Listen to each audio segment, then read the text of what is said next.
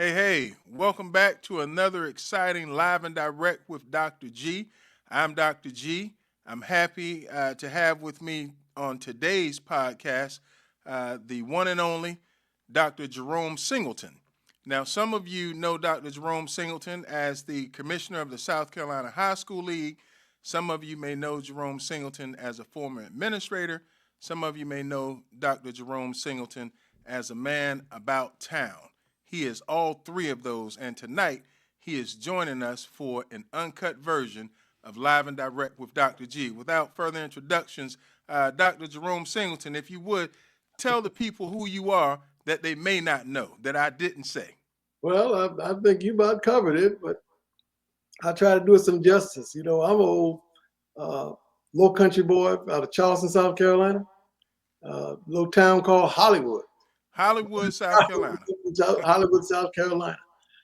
I've been involved with education for over 40 years. I've been a teacher. I've been a coach. I've been an athletic administrator. I've been a school administrator. Then here I am at the league office. I've been here for 30 years. Hey, you attended a high school that's very well known down in that area. I can't let you get away without calling out your high school.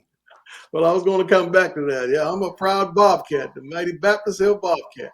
Okay, Baptist Hill. And I say that because I spent some time down there doing some work last year, and they're very proud of you. And not just because of the man that you are now, but the man you were then in high school. And so, shout out to Baptist Hill and the people in Holly Hill. So, Jerome, I want to get right to a couple of things. First of all, thank you for being on because I'm sure, as you know, I like to ask a lot of questions, and I like to ask questions that I'm thinking people want to know answers to. I want to go straight to something that I think is on my mind as well as that of others, and that is, what are your thoughts about what's taking place with all of this political ping ponging with the South Carolina High School League? Well, one thing we've got to first be aware of, athletics in the South, athletics in South Carolina is big, and one thing athletics does and sports does, it can be very emotional experience. It could be a divisive experience, but it also can be a gathering experience. We've got legislators that have gotten involved, and I understand why. We're dealing with their constituents' prized possession, which is the students. That's the best that those constituents have is their prized possession. So I understand, their protective mode that they'll jump in when it comes to that. But this organization has been in place so long. I mean, since Right. 1913, and it has done a lot of great things. And what we fail to realize sometimes is when we're dealing with the prized possession of the parents, we don't want to make mistakes. Oops is not an excuse. It's not one that could be acceptable. So Right. sometimes we have to slow the pace down. A quick question doesn't always necessarily deserve or require a quick answer. It needs a thoughtful, uh, uh, intentional answer. So while the legislators are involved, and again, they're responding to probably their constituents bringing things to their attention. So while I recognize it, I still stand behind the fact that this organization has done so many great things and helped so many people that it keeps me going in the direction I want to go, for lack of a better term. You know, one person in particular is a gentleman out of Greenville who recently asked for you to resign, which I thought was outrageous for him to do so. And I want to go back to something, but I don't want to miss out on this point. When you have people take pot shots at you like that, you mentioned constituents over and over. I'm thinking this individual, and I won't dignify him by calling him by name, but I was very disappointed that someone would take that position without basically knowing. I would venture to say he knows absolutely nothing about the South Carolina High School League, the bylaws, the constitutions, what it's made up of. I think he did that as a ploy to try to get some props from his constituents. What are your thoughts on that? Well, again, I don't like to hold a group hostage to an Oh, I'm opinion. not talking about the group. I'm talking Well, about that that's individual what without dignifying him by giving him a shout out and calling his name. Yeah, well, and if you'll allow me, I try not to ever hold a group hostage to the opinion of an individual. You know, when that comment was made, there was no amen granted to it, no yeah granted to it. So I recognize that comment just as it is, an individual's opinion. Right. Right. And even though there was no amen, there was no outcry. And I have a concern about that because for someone that's been doing this as long as you have been, and of course my background is one who's not only been a high school principal, but I've also been a member of the executive uh, commission. I've also been a member of the appellate panel. So I feel like I have a pretty good hold on what's going on with the high school league here in South Carolina. I, when I say there was no outcry, we're not hearing from people. Let me take that back. There's a gentleman by the name of Scott. I think it's Scott Spivey, somewhere in the Lexington or Chapin area that I read. He stands up for the high school league. Why are others not standing up to these legislators that are saying, hey, we want to be involved and this is why we want to be involved? When in fact, we know they can't handle it if they got involved. Well, you're right. Our membership probably should take a more aggressive approach to it. Just as I keep going back to this, but you know, parents' prized possession is their kids. They gave birth. The mother gave birth to that kid. The father was actually involved with that kid. They would do anything to protect their kid. Well, by the same token, the membership, the high school league is theirs. They gave Right. birth to the high school league. They should take on the same uh, uh, uh, intentionalism, if such a word exists, It about does now. protecting their league because this is their prized possession. They have Right. total control of it. So I always encourage our membership that you need to speak to it. I recognize, Doc, that I'm the face, right? So whenever they make a comment about the league, the only person that they can look at and say, well, that's the league is myself, because everybody else, exec committee, appellant panel, or any committees, those members are transit. They are there for a while and then they move to something else. I'm a constant. I'm the one that's there each time. So when they it's not unfamiliar that they would say Jerome in the high Right. school league, but it's more to it just than that. I am an arm for the membership, and truly, that's all I am. I That's have it. very little That's it. authority other Hold than on. I'm give. gonna pause you right there for a second. I'm gonna pause you because I don't think people fully understand what you just said. You are, in fact, just an arm of the body. But to your point earlier, the constant is your name is always the one that's signed off for delivering news that's not so great. And so you Yes. receive much of the angst when in fact all you're doing is upholding what's been voted on by the body. And you've got a great point there. You know, people get frustrated with me because of decisions that I make. The frustration should really exist when I go against what the membership has put in place. Right. I'm upholding whatever the membership has established. So if I'm doing that, then the frustration shouldn't be directed at me, it should be directed toward the membership, shouldn't Right. it? Right. But if I go against what the membership has in place, then all frustration should be directed at me. Now, I'm a big boy. I'm not trying to pass it off. I'll take it. I've taken hits and I'll take it.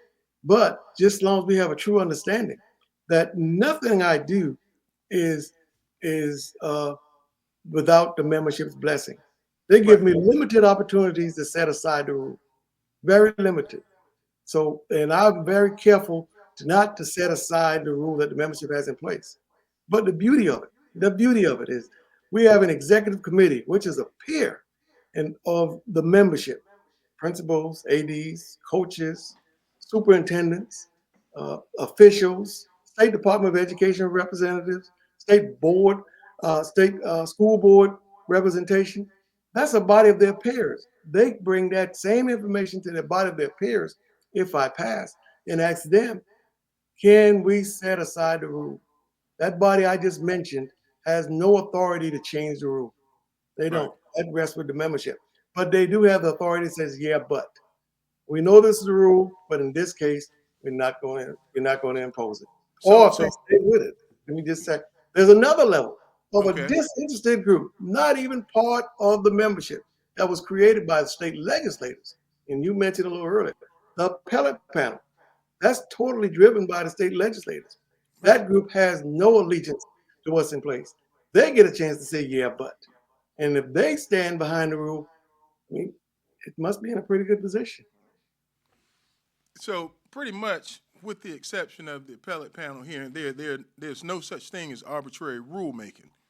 No, This is it's not. strictly by the book. Yeah, exactly. And when I think about where we are today as a society, and we've talked about this for years ad nauseum. There are many great coaches out there right now that are doing the right thing every day. They're teaching kids the right things. They're teaching them how to be student athletes. And I think about the coaches. Some Josh Staley's and the B.J. Paynes and the Carlos Caves and the old Tommy Brown. Tommy Brown, even though we disagreed on his coaching methodology, we agreed on the fact that athletics is supposed to do what it's designed to do. And we've gotten away from that. And what I mean by what it's designed to do, it's designed to teach young people how to work with a team, how to dedicate themselves, how to persevere, how to handle and overcome adversities and obstacles. But we've gotten away from that to where we live and we're driven by a win only society. What do you think about that? Is that some of the reason why you're taking so much vitriol from some of these people that, again, still don't know anything about what the high school league is? Well, and you're right. But we all got to recognize we're the only venue, the only agency in South Carolina that exists for educational athletics. We can't lose sight that it's about educational athletics. That's why it's in the school. If it is not a resource or support for the educational experience that our student athletes are going through, we're really wasting a lot of people's time. So Right. the sports being played, you're right. You learn so many things, but we all recognize that sports bring anxiety, controversy, uh, challenges. The teachable moment is what follows after that. What occurs during the game and those type of things, that's fine, and we'll deal with it because there's rules that address it. The teachable moment is when that student athlete looks to you. How am I supposed to respond to what just occurred to me? That's Right. a teachable moment. When I lose, how am I supposed to respond to giving it all I got in loss? That's a teachable moment. When Right. I win, how am I supposed to behave when I win? Those gentlemen you just mentioned, they can be considered role models because they have to model the behavior of the expectation of the student athlete. It's got to be about education. While trophies are won, while scholarships are earned, while professional levels are gained, that's a small percentage of the people that we deal with. Right. The larger percentage of those that we deal with need that educational piece. Those same things you talk about: hard work, teamwork, stick to it. Win with humility, lose with dignity. Those type of things, because that's what they'll face in life. Those That's are the life skills. chasing. Yes, sir. Yeah, those are definitely life skills. I want to go and change up a little bit and talk about the emergence of charter schools, and I call them charter schools, but some people call them sports programs. We're seeing more and more of that. I'm attributing about the same time this started going this way is when we started hearing so much from legislators and constituents and how the league is so bad. Do you see a correlation with what's taking place with the sports programs for academics that are starting to pop up everywhere versus the way it's been in the past? Yeah, there's some big difference, Greg, than what we've had in the past. Um, the traditional way was you come to school at 7:30, 8 o'clock, and you get out at 2 o'clock, 3 o'clock, and you go to practice. Well, schools have changed, in particular, charter schools have changed that format around a little bit. It's not come in at that time and leave at that time. They have everything in between that they can do to help address that. But the league is not without fault. When charter schools were first introduced, The request was to allow those charter school students to play back at school in tennis on the way they live. I'm not in your school, but if I was in your school, if I had to go to school, it would be at your school. Right. And the league's response to that was, if our schools are not good enough for you, then our teams are not good enough for you. I But remember that. that helps the legislators that got involved because they said that's not fair, that's not right. Now I'm not speaking as to whether it's fair or whether it was right, but I want to say that the membership had an opportunity first to embrace it and probably establish it in a way that we would have an easier time of balancing the playing field. Because if they were allowed to come back and play at the school where they live, they would have had no reasons to have athletic programs. Right. It would serve the purpose that they wanted, which was a different type of academic experience. But because we didn't, now we had to travel down this path. I'm not saying whether it was right or wrong, but the legislators felt like they needed to get involved. Public school system, public schools opportunity. Are we mad because uh, they are told that they can play for our teams now? Or are we mad because they created their own programs? Each one Right. have to decide their own.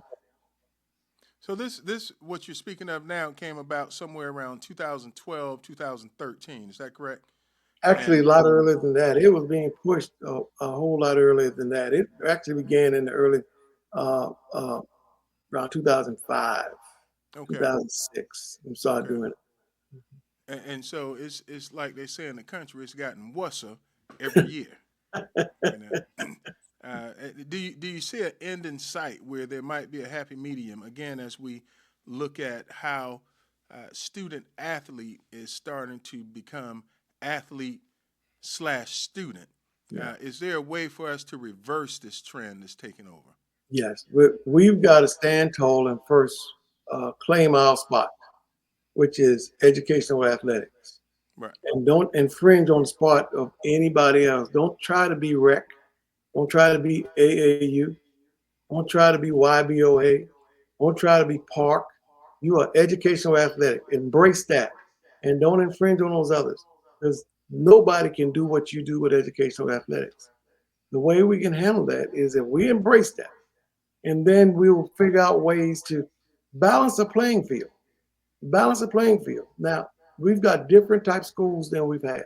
One time, every school was very similar. Now we got different type schools. So the rules going to have to be just a little bit different to try to balance the playing field. The unique thing is, with this body is made up of educators, people that are used to doing research, that are thinking outside the box, figuring out new ways to put things in place. And at the meantime, while at the same time, we only those kids only get that experience one time. right, So we've got to be sure that we don't make a mistake while we do it. I mean, some people say, well, do something. No, don't just do something. You've got to make sure you're protecting those that we're protecting first. right. And you know, you make an interesting point when people say do something. Well, that doesn't mean do something and it's wrong because like That's correct. it's one shot. You get one shot That's right. at this athletic piece, but you get the rest of your life with the academic scholarly piece. And again, as I said, I've always looked at athletics as a way to promote the type of members we want contributing to our society. You know, I think some of you may know that I did my dissertation on the impact of extra and co-curricular activities in high school graduation. A student athlete, a student athlete is 9 times more likely to graduate high school than a non-student athlete. It doesn't necessarily mean that you have to play sports or be involved with a co-curricular activity to graduate, but the statistics show. And so when we think about what we want athletics to do, again, I'm hoping that coaches, I'm hoping that principals, I'm hoping that superintendents, board members, politicians know that it's bigger than what meets the eye. Yeah, and you're right on that. Yeah, What we also have to understand is the fact that uh, we've got 80,000 kids playing. right. That's a large number. That's a large number. I don't know that we've got 80,000 people upset. So we got to be real careful how we think that the building's on fire or the city is burning. I think if we got a drone and went up high and looked down, we've got pockets of problems. Not It's not a mass problem all over the country. We got 80,000 kids. And I would venture to say our schools feel comfortable that what they have is working well for them. Right. What do you think about the emergence of NIL possibly coming to high school? I know that's a hot Well, topic as it relates to after high school, collegiate level, but it's starting to seep down into high schools. And so I'm curious as to where we are headed with that here in South Carolina. yeah. And NIL is still not fully defined as of yet. Nobody can sit down and tell you exactly what NIL is and what all's involved. We know It's the money. actual It's money. It's the making me initial wish I had a 15-year-old stud. That's what it. yeah. So what it is your name, image, and likeness, of course, and your ability to be able to use that to generate funds. Well, at the college level, which is where it's most prevalent, what's tied to the NIL is the ability to change schools, transferring through what you call a transfer portal. We don't have a transfer portal in high school. There's not one in the South Carolina High School League. There is a one-time opportunity to change schools for an educational purposes. But at the college level, you could change schools 5 times in 5 years, and that ties to the NIL, going to where the money is. Well, in South Carolina, especially through the South Carolina High School League, you don't have a transfer portal. You get a one-time opportunity for an educational change academically because you feel you can get a better education somewhere else. I'm gonna give you some examples. Some schools offer dual credit, some don't. Right. So some parents would like for those kids with dual credit, that those schools that offer dual credit for their kids to be able to experience that. Some schools offer IB programs, some don't. All these things can be an educational decision to transfer. Well, is it really a school of choice if you don't get to enjoy the one thing that we say makes a difference? And even here, you said yourself, this helps to round out the full experience of the educational experience. So why would we hold that back? So they get that one-time opportunity to be eligible at that time also. So NIL, while it's there, we don't have an NIL policy because you can't play for pay. You can't get paid for number of touchdowns scored, number of strikeouts, number of kills, or any of those type of things. You can't do that. But outside of that, you control your intellectual property, your name, image, and likeness. But they don't own the school's name. They don't own the school's mascot. They don't own the school logo. They don't own the league logo or the league name. Stay away from those things. Right. Use your name. Make what you can. So, Jerome, you recently held the high school league athletic coaches and principal conference. Uh, it comes around every year in March. When when you meet with the body of folks, and I don't suggest that you per se have to lead this conversation, but it might be you. What can those in schools do to help legislators understand we got this? This is going to be okay. Because, like you said, it's not everyone. It's just those that are violating the rules. I mean, you didn't say it, but I can say it. It's usually going to come from those that are looking to get over on a group of people that have called them out for breaking the rules. Uh, should there be some type of penalty held within the organization to say, hey, if you go outside and you talk about something against us, we're going to exile you? Yeah, then that's those are options that's available. In fact, the bylaw actually states that if you challenge the association, especially through the court system, you're kind of, for lack of a better term, uh, can't play in the league. We've Right, never enforced that, and I say it all the time. I hate to hold the mass hostage to the actions of a few. So right, we get an administration that says that, well, we believe this is the case and we're going to talk to our legislators, or we get parents that, why would, let's not punish the rest of the kids that are there, that just there, just wanting to have an opportunity, and tell them that they can't play either. So it's very gingerly have to be dealt with. Our membership is the best marketers that we can have. Peer Right. pressure plays a big role. I mean, if I'm a principal and you're a principal, I can call you and say, man, listen, what are you doing? How is this going to be helpful to us? And maybe sometime we can talk each other off the ledge and stem a lot of this stuff. I've shared with our membership. You've got to add no to your vocabulary. Right. Right. And and and and And when you I have say to mean it. yes, you have to mean it. But no to selfish requests. Those requests that are genuine and honest and necessary, you ought to fight as hard as you can to make it work. Right. But if it's a request is selfish and you know where they are, you know what it is, you've got to say no. We're not doing that. Our association don't stand for that. We're not going to do that. And guess what happens when you say no a couple times? It gets easier. And guess what happens when it gets easy? They stop asking They stop selfish asking. requests. They Say because they know you're going to follow the rules. And again, exactly. it just burns me that we don't have enough people standing up, stepping out, and shouting, "Hey, this is what the league is. We make up the league." And so if we make up the league, then it should be up to us to police the league a little bit better internally, not Yes. externally. And I'm not saying that all that is being said is quote unquote untrue, because there's a lot of truth to what's been said by some of those, but they neglect to bring out the fact that there's been a rules infraction. There's been an overstepping of boundaries, so to speak, and so this is why people like to complain. Um, and I won't go down the rabbit hole on that. Let me ask you this question, if I can.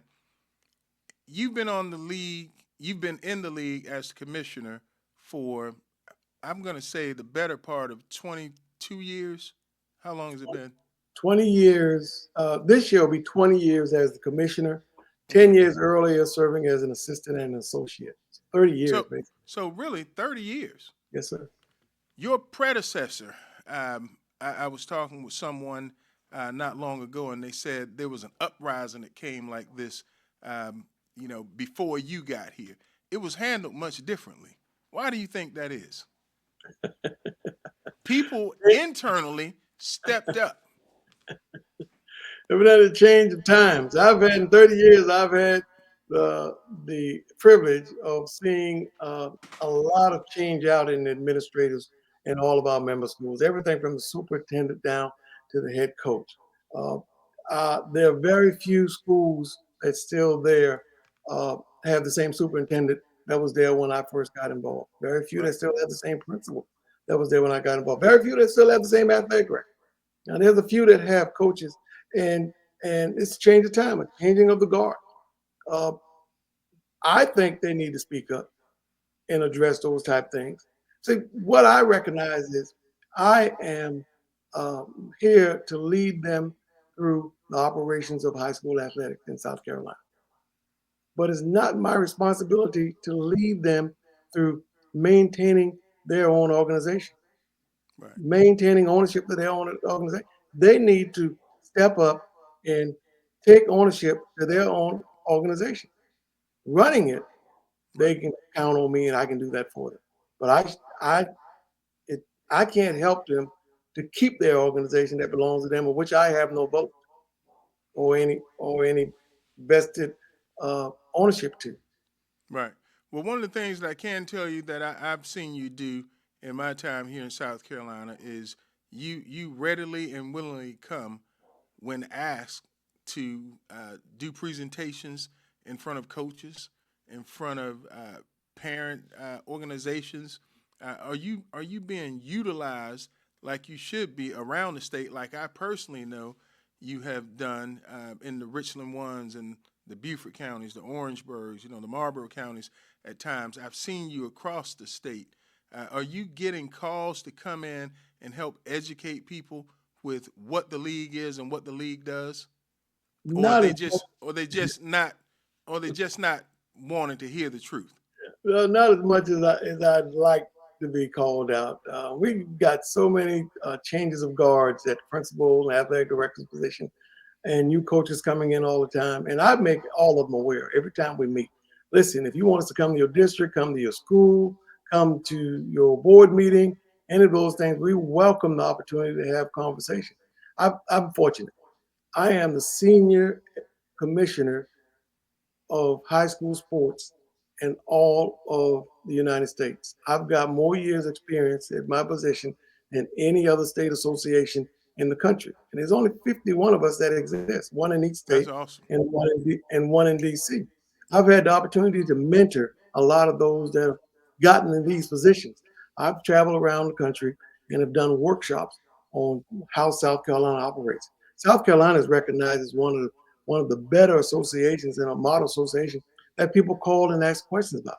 Now, I appreciate that. I've had the opportunity to serve on the national level, on the National Federation Board, even had the opportunity to be the president of the National Federation Board. Actually played a role in hiring the new executive director back in 2018 for the National Federation. So I've had experience from all across the country. And that's why I'm not saying that to brag, but I'm saying that way I've gotten a lot of my thoughts from because I had a chance to visit other parts of the country and we're able to bring it here and synthesize it and create what we have in South Carolina. There's Right. so many things we're doing now that we hadn't done in the past, but it maybe it's timing.